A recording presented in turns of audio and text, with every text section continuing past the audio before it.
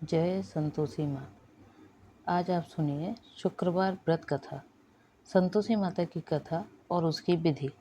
संतोषी माता के पिता गणेश, माता रिद्धि सिद्धि, धन धान्य सोना चांदी आदि मोती मूंगा रत्नों से भरा परिवार, गणपति पिता की लाड़ भरी, पिता की दुलार भरी, गणपति देव की कमाई, धंधे से में बरकत, दरिद्रता दूर, कलह क्लेश का नाश, सुख शांति का प्रकाश, बालकों की फुलवारी, धंधे में मुनाफे की कमाई भारी, मनोकामना पूर्ण, शोक विषय चिंता सब दूर, संतोषी माता का नाम जिससे बन जाए सारे काम।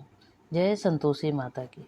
हाथ में गुड़ और भुने चने रखकर जय जयकार बोलते जावे। कथा समाप्त होने पर हाथ का गुड़ चना गौमाता को तथा कलश का गुड़ चना प्रसाद के रूप में बांट दें।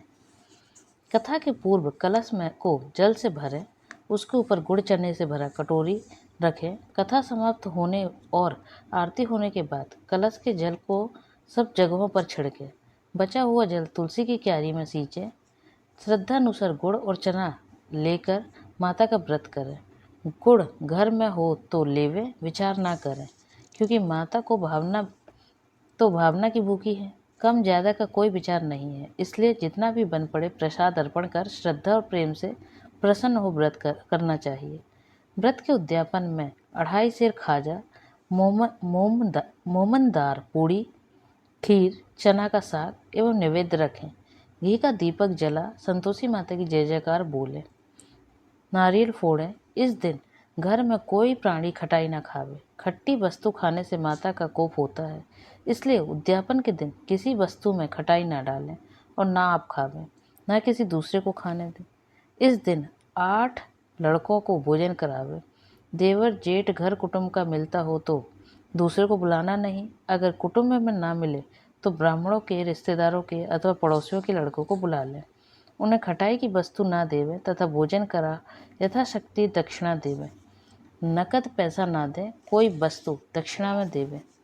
व्रत करने वाला कथा सुन प्रसाद ले, एक समय भोजन करे। इस प्रकार से व्रत में से माँ अत्यंत प्रसन्न होंगी।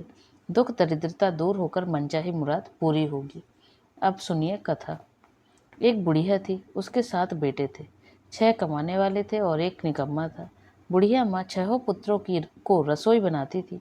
पीछे जो बचता वह 7वें बेटे को देती थी, परंतु वह भोला था, मन में कुछ विचार न करता था। एक दिन वह अपनी बहू से बोला, देखो मेरी माँ का मुझ पर कितना प्रेम है। वह बोली, क्यों नहीं, सबका जूठा बचा हुआ तो जो तुमको खिलाती है। वह बोला, भला ऐसा ही भी हो सकता है क्या? मैं जब तक आंखों से ना देख लूंगा मान ही नहीं सकता। बहू ने हंसकर कहा, देख लोगे तब तो मानोगे। कुछ दिन बाद त्योहार के दिन वह सिर दर्द का बहाना बनाकर पतला वस्त्र ओढ़कर रसोई में लेट गया। माँ ने 6 बेटों को अनेक प्रकार की रसोई परोसी। उसने आग्रह कर उन्हें जिमाया। वह देखता रहा। जब 6 भाई भोजन कर उठे तब माँ ने उनकी थालियों में से लड्डुओं के जूठे टुकड़े उठाकर एक लड्डू बनाया और जूठन साफ कर बुढ़िया ने उसे पुकारा, बेटा तेरे 6 भाई भोजन कर गए, अब तू भी खा ले। वह कहने लगा, माँ मुझे भोजन नहीं करना, मैं परदेश जा रहा हूँ। यह कहकर घर से निकल गया। चलते समय पत्नी की याद आई। वह गौशाला में कंडे थाप रही थी। वहां जाकर बोला, हम जावे परदेश को, आएंगे कुछ काल, तुम रहियो संतोष में, धर्म आपनो पाल। वह बोली, जाओ पिया आनंद से, हमरो सोच हटाए, राम भरोसे हम रहे, ईश्वर तुम्हें सहाय। देव निशानी आपनी, देख धीर धरू मैं धीर, सुधी हमारी ना बिसारियो, मन रखियो गंभीर। वह बोला, मेरे पास तो कुछ नहीं, यह अंगूठी है सो ले ले, और अपनी कुछ निशानी मुझे दे। वह बोली, मेरे पास क्या है, यह गोबर भरा हाथ है। यह कहकर उसकी पीठ में गोबर के हाथ की थाप लगा दी। वह चल दिया। चलते चलते दूर देश में पहुंचा। एक साहूकार की दुकान थी। वहां जाकर कहने लगा, मुझे नौकरी पर रख लो। साहूकार बोला, रह जा। लड़का बोला, क्या मिलेगा? साहूकार बोला, काम देखकर दाम मिलेंगे। तब उसे साहूकार ने नौकरी पर रख लिया। वह सवेरे 7 से 10 बजे रात तक नौकरी देने लगा। थोड़े ही दिनों में दुकान का लेन देन, हिसाब किताब सारे काम करने लगा।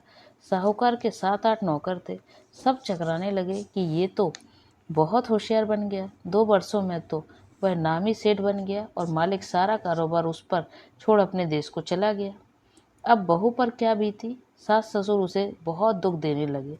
सारी गृहस्थी का सब काम कराते और घर में बनी रोटियों के आटे से जो भूसी निकलती उसकी रोटी बना उसको रख दी जाती और फूटे नारियल की नरेली में पानी दिया जाता। इस प्रकार दिन गुजार कर एक दिन वह लकड़ी लेने जा रही थी कि रास्ते में उसने देखा कि बस्ती की स्त्रियां कोई व्रत पूजन कर रही थी। वह वहां खड़ी होकर कथा सुनने लगी। बाद में उसने पूछा, बहनों, यह तुम किस देवता का व्रत पूजन कर रही हो और इससे क्या फल मिलेगा? इस व्रत के करने की क्या विधि है? यदि तुम इसे अपने इस व्रत विधान को मुझे समझाकर कहोगी तो तुम्हारा बड़ा उपकार मानूंगी। तब एक स्त्री बोली, यह संतोषी माता का व्रत है। इसके करने से दरिद्रता का नाश होता है, लक्ष्मी आती है, मन की चिंताएं दूर होती हैं, घर में सुख संतोष आने से मन को शांति मिलती है। निपुत्री को पुत्र मिले, स्वामी बाहर गया हो आवे, कुंवारी कन्या को मनपसंद वर मिले। वह पूछने लगी, यह व्रत कैसे किया जाए, यह भी बताओ तो आपकी कृपा होगी। वह स्त्री कहने लगी, श्रद्धा अनुसार गुड़ चना लेना और बिना परेशानी श्रद्धा प्रेम से जितना भी बन सके सवाया लेना। प्रत्येक शुक्रवार को निराहार रहकर कथा कहना या सुनना, बीच में क्रम टूटे नहीं, लगातार नियम पालन करना। सुनने वाला कोई ना मिले तो घी का दीपक जला उसके सामने या जल के पात्र को सामने रखकर कथा कहना, लेकिन नियम ना टूटे। जब तक काम सिद्ध ना हो नियम का पालन करना। कार्य सिद्ध हो जाने पर व्रत का उद्यापन अवश्य करना। 3 मास में माता फल पूरा करती है। फल सिद्ध होने पर ही उद्यापन करना चाहिए, बीच में नहीं। उद्यापन में 2.5 सेर आटे का खाजा तथा चने का साग करना। 8 लड़कों को इसमें भोजन कराना। जहाँ तक मिले देवर जेठ भाई कुटुंब के लड़के लेना, ना मिले तो रिश्तेदार पड़ोसियों के लड़कों को बुलाना, उन्हें भोजन करा यथाशक्ति दक्षिणा दे। माता का नियम पूरा करना।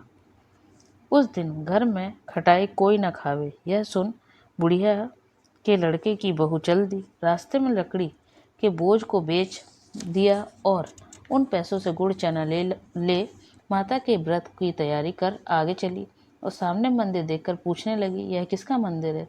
सब कहने लगी, संतोषी माता का मंदिर है। यह सुन माता के मंदिर में जा माता के चरणों में लौटने लगी। बोली, माँ, मैं निपट अज्ञानी हूँ, व्रत के नियम को जानती नहीं, मैं बहुत दुखी हूँ। हे माता, हे जगत जननी, मेरा दुख दूर करो, मैं शरणागत हूँ। माता को दया आई। एक शुक्रवार बीता कि दूसरे शुक्रवार को ही उसके पति का पत्र आया और तीसरे को उसका भेजा हुआ पैसा आया। बच्चे चिढ़ाने लगे कि काकी की खातिर बढ़ेगी और अब काकी बोले से भी नहीं बोलेगी। ऐसा सुनकर बहू माँ के मंदिर में आकर माँ के चरणों में गिरकर रोने लगी। माँ, मैंने तुमसे पैसा कब मांगा है? मुझे तो अपने सुहाग से काम है। माता ने प्रसन्न होकर कहा, जा बेटी, तेरा स्वामी आवेगा। यह सुन खुशी से बावली घर में जा काम करने लगी। अब संतोषी माँ कहने लगी, इस भोली पुत्री को मैंने कह दो तो दिया कि तेरा पति आवेगा, परंतु आवेगा कैसे? वह तो इसे याद भी नहीं करता। माँ स्वप्न से मैं बोली, भोले पुत्र, तेरी घरवाली घोर कष्ट उठाती है। तेरे माँ बाप उसे बहुत त्रास दे रहे हैं। वह तेरे लिए तरस रही है, उसकी सुध ले। वह बोला, माता जी, यह तो मुझे मालूम है, परंतु जाऊं कैसे?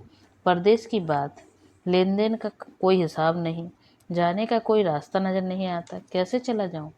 माँ कहने लगी, मेरी बात मान, सवेरे नहा धोकर संतोषी माता का नाम ले, घी का दीपक जला, दंडवत कर दुकान पर जा बैठ। देखते देखते तेरा लेन देन चुक जाएगा, जमा का माल बिक जाएगा, सांझ होते ही धन का भारी ढेर लग जाएगा। वह सवेरे बहुत जल्दी उठ भाई बांधवों से अपने सपने की बात कहता है। वे सब उसकी बात अनसुनी कर दिल लगी उड़ाने लगे। एक बूढ़ा बोला, देख भाई, इस तरह साथ झूठ करने के बदले देवता ने जैसा कहा है वैसा करने में क्या जाता है? अब बूढ़े की बात मानकर वह नहा धोकर संतोषी माता को दंडवत कर घी का दीपक जला दुकान पर जा बैठता है। थोड़ी देर में क्या देखता है कि देने वाले रुपए लाने लगे, लेने वाले हिसाब लेने लगे, कोठे में भरे सामान के खरीदार नकद सौदा करने लगे। शाम तक धन का ढेर लग गया। संतोषी माता का चमत्कार देख वह प्रसन्न होकर घर के वास्ते गहना कपड़ा सामान खरीदने लगा। वहाँ बहू बेचारी जंगल में लकड़ी लेने जाती, लौटते वक्त माता के मंदिर पर विश्राम करती है। वह तो उसके रोज रोकने का स्थान ठहरा। दूर धूल उड़ती देख वह माता जी से पूछती है, माता यह धूल कैसे उड़ रही है? माँ कहती है, हे पुत्री, तेरा पति आ रहा है। अब तू ऐसा कर, लकड़ियों के 3 बोझ बना, एक नदी के किनारे रख, दूसरा मेरे मंदिर पर और तीसरा अपने सिर पर रख। तेरे पति को लकड़ी का गट्ठा देखकर मोह पैदा होगा, वह यहाँ रुकेगा, भोजन बना खाकर माँ से मिलने जाएगा। तब लकड़ियों का बोझ उठाकर जाना और चौक में गट्ठा डालकर 3 आवाज लगाना, लो सासू जी, लकड़ियों का गट्ठा लो, भूसे की रोटी दो, नारियल के खोपड़े में पानी दो। आज मेहमान कौन आया है? बहुत अच्छा माता जी, बहुत अच्छा, कहकर वह प्रसन्न मन हो लकड़ियों के 3 गट्ठे ले आई। एक नदी पर, एक माताजी के मंदिर पर और एक घर ले गई। इतने में एक मुसाफिर आ पहुंचा। सूखी लकड़ी देखकर इच्छा हुई कि अब यहीं भोजन बना खा पीकर गांव जाए। इस प्रकार रुककर भोजन बना विश्राम लेकर वह अपने गांव को गया। सबसे प्रेम से मिला। उसी समय उसकी बहू सिर पर लकड़ी का गट्ठा लिए उतावली आती है। लकड़ी का बोझ आंगन में डालकर जोर से वैसे ही 3 आवाज लगा देती है। यह सुनकर सास बाहर आई। अपने द्वारा दिए कष्टों को भुलाने हेतु कहती है, बहू ऐसा क्यों कहती हो? तेरा मालिक ही तो आया है। आप बैठ, मीठा भात खा, भोजन कर, कपड़े गहने पहन। इतने में आवाज़ सुन उसका पति बाहर आता है। उसे अंगूठी पहने देख व्याकुल हो जाता है। माँ से पूछता है, माँ यह कौन है? माँ कहती है, बेटा यह तेरी बहू है। आज 12 वर्ष हो गए, तब से सारे गांव में जानवर की तरह भटकती फिरती है। घर का कामकाज करती नहीं, 4 समय आकर खा जाती है। अब तुझे देखकर भूसे की रोटी और नारियल के खुपड़े में पानी मांगती है। वह लज्जित हो बोला, ठीक है माँ, मैंने इसे भी देखा है, तुम्हें भी देखा है। मुझे दूसरे घर की ताली दो तो मैं उसमें रहूं। माँ बोली, ठीक है बेटा, तेरी मर्जी हो सो कर। उसने दूसरे मकान की में तीसरी मंजिल के ऊपर का कमरा खोला, सारा सामान जमाया। एक दिन में राजा के महल जैसा ठाट बन गया। अब क्या था, बहू सुख भोगने लगी। इतने में शुक्रवार आया। उसने अपने पति से कहा, मुझे माता के व्रत का उद्यापन करना है। पति बोला, बहुत अच्छा, कर ले। तुरंत ही उद्यापन करने का प्रबंध किया। जेठ के लड़कों को खाने को बुलाया। जेठानी ने बच्चों को खटाई खाने के लिए सिखा दिया ताकि उद्यापन पूरा ना हो सके। बच्चों ने खटाई मांगी, बहू ने खटाई ना देकर पैसा दे दिए। तब बच्चे पैसे लेकर इमली खाने लगे। माँ का प्रकोप हुआ। राजा के दूत उसके पति को पकड़ ले गए। सब कहने लगे कि लूट का माल लाया है, अब सब मालूम पड़ जाएगा, सब जेल जेल की मार खावेगा। बहू से यह वचन सहन नहीं हुए। रोती हुई माताजी के मंदिर गई और कहने लगी, हे माताजी, यह क्या किया? हंसाकर क्यों रुलाया? माताजी बोली, पुत्री, तूने मेरा व्रत भंग किया है, इतनी जल्दी सब बात भुला दी। वह बोली, माता भूली तो नहीं, मुझे तो लड़कों ने भूल में डाल दिया। माँ बोली, ऐसी भी क्या भूल होती है? वह बोली, माँ मुझे माफ़ कर दो, मैं फिर उद्यापन करूँगी। माँ बोली, जा, तेरा पति तुझे रास्ते में आता मिलेगा। वह निकली, राह में पति आता मिला। वह पूछती है, तुम कहाँ गए थे? तब वह कहने लगा, मैंने जो धन कमाया है उसका टैक्स राजा ने मांगा था, वही भरने गया था। वह बोली, भला हुआ, अब घर को चलो। कुछ दिन बाद ही शुक्रवार फिर आया। वह बोली, मुझे माताजी का उद्यापन करना है। वह फिर जेठ के लड़कों से भोजन की कहने गई। जेठानी सब लड़कों को सिखाने लगी, तुम सब पहले ही खटाई मांगना। लड़के भोजन के पहले कहने लगे, हमें खीर खाजा नहीं भाता। वह बोली, खटाई खाने को नहीं मिलेगी, खाना हो तो खाओ। वह ब्राह्मण के लड़के बुलाकर भोजन कराने लगी। यथाशक्ति दक्षिणा की जगह एक एक फूल उन्हें दिया। उसने माता प्रसन्न हुई। माता की कृपा होते ही 9वें मास में चंद्रमा के समान सुंदर पुत्र प्राप्त हुआ।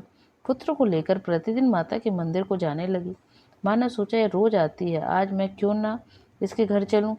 माँ भयानक रूप बनाकर गुड़ चने से सना मुख, ऊपर से सूंड के समान होंठ, जिस पर मक्खियाँ भिन-भिन कर रही थी, देहरी पर पांव रखते ही उसके साथ चिल्लाई, देखो रे, कोई चुड़ैल डाकिन चली आ रही है, लड़के इसे भगाओ नहीं तो खा जाएगी।